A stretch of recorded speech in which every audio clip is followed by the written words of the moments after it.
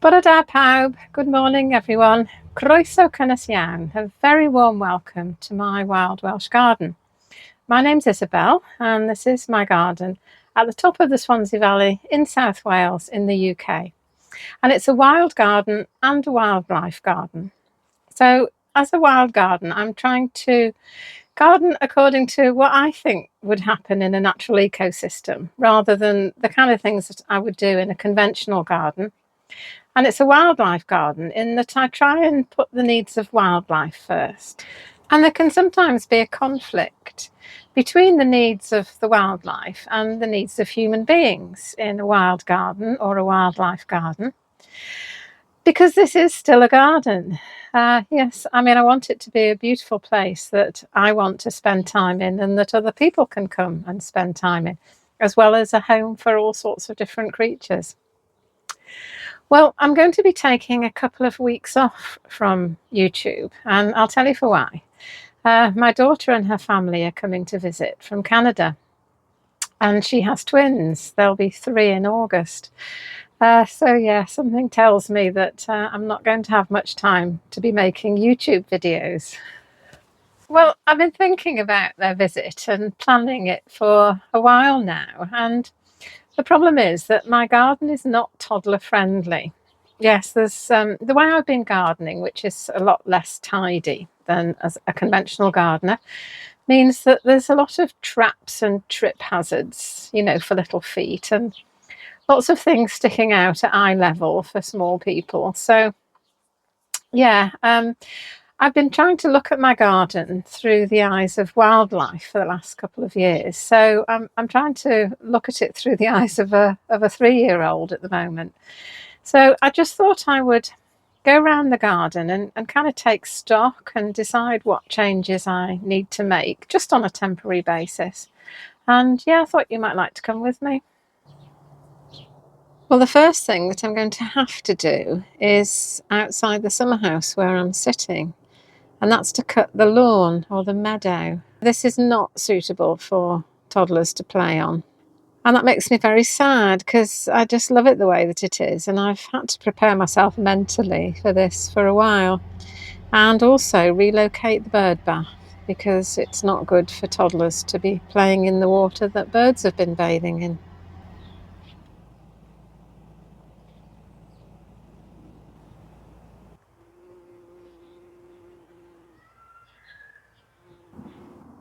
This is the view from the other side. So, bye bye, lovely lawn. Except it's not a lawn, is it? Bye bye, lovely mini meadow.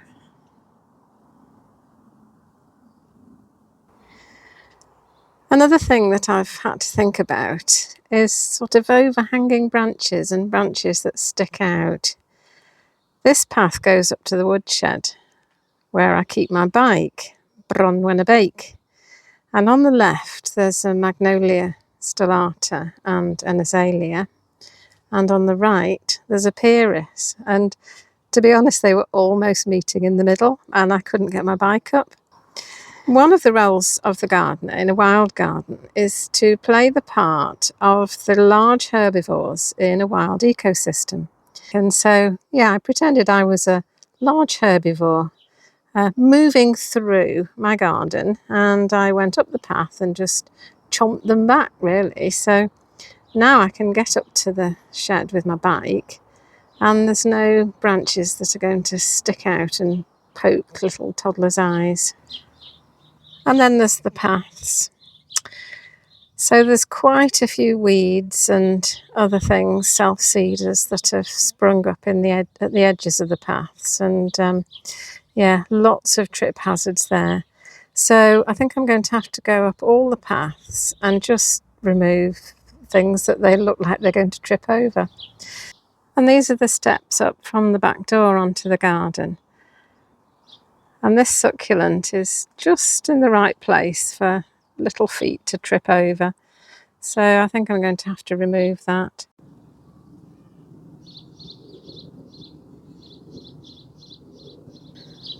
The main path up the middle of the garden, I've tried to keep relatively hazard-free, so I can go up to the greenhouse and the shed without either tripping over myself or getting wet when it's raining. And the access paths between the beds here, I don't think are ever going to be toddler friendly. I mean, it's difficult for me to get down them without tripping over. So I think they're just going to have to be out of bounds, really.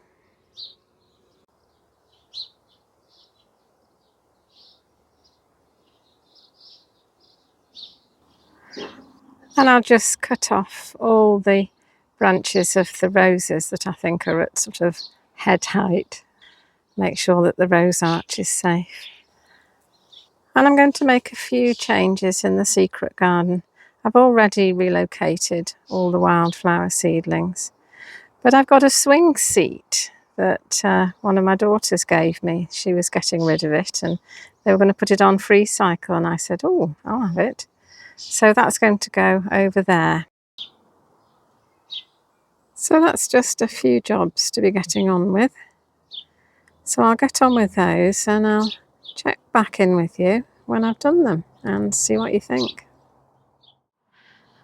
Okay, so I've started with the meadow because I thought this was probably the biggest job, and yeah, it's turning out to be so.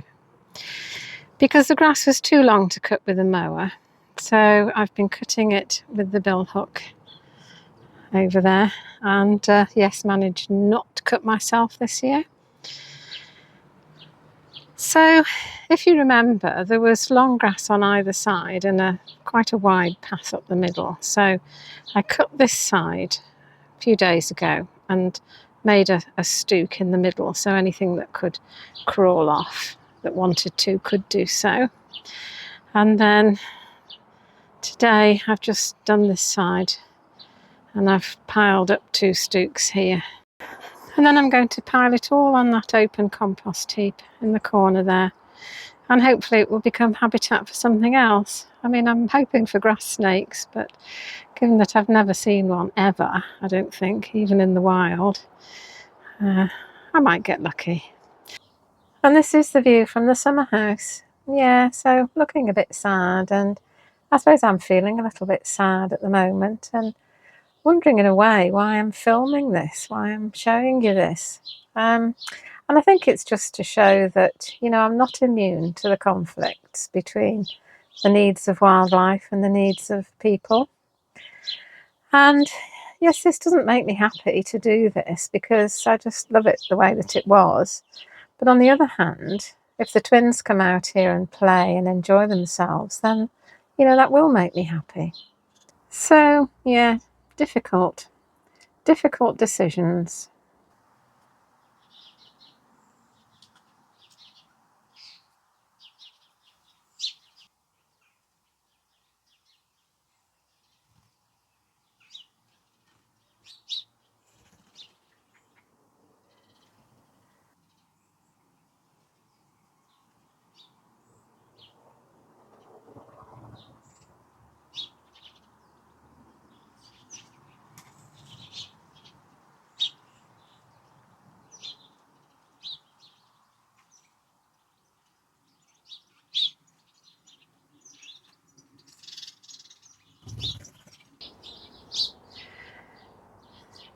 I've been getting on with the jobs, and there's the slope up to the woodshed now.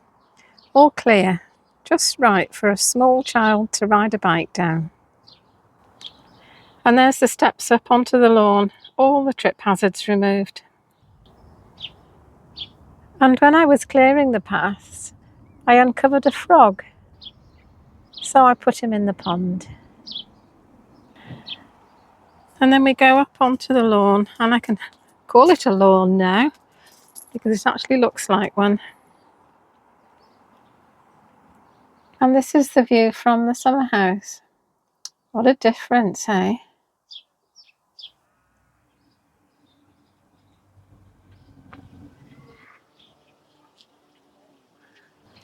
And the path is clear all the way up the garden. And all the things at eye-poking height have been removed as well. But I haven't touched the access paths.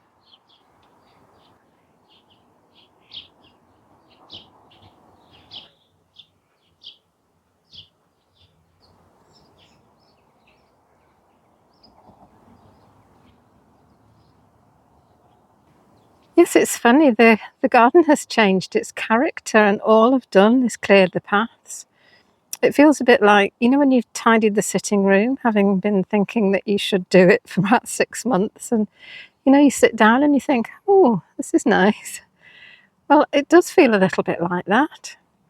Yeah, which just goes to show that, you know, if you are feeling a little bit overwhelmed with a wild garden, just clear the paths. And then through the rose arch. And this is now the secret garden with my swing seat.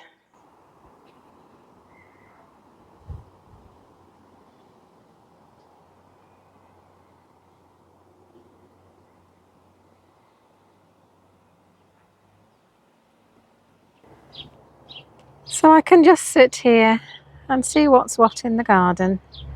And I've even seen some butterflies.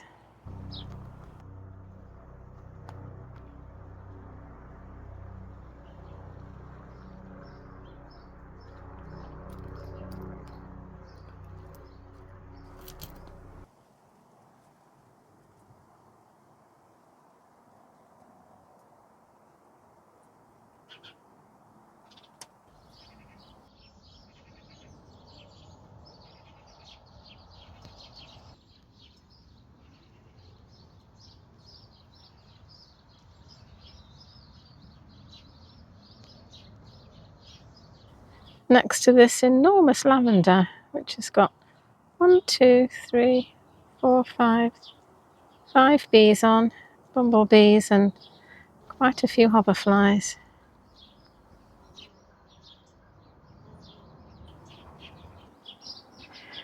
And the path is clear all the way to the potting shed.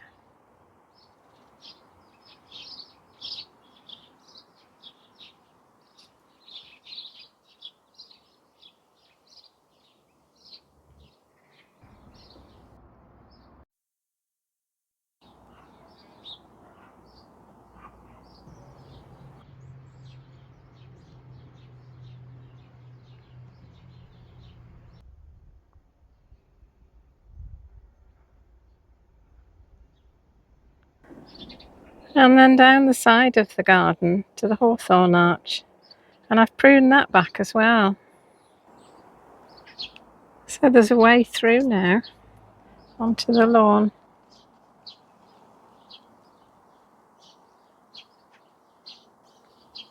And I've pruned the bushes back so people can get along this path.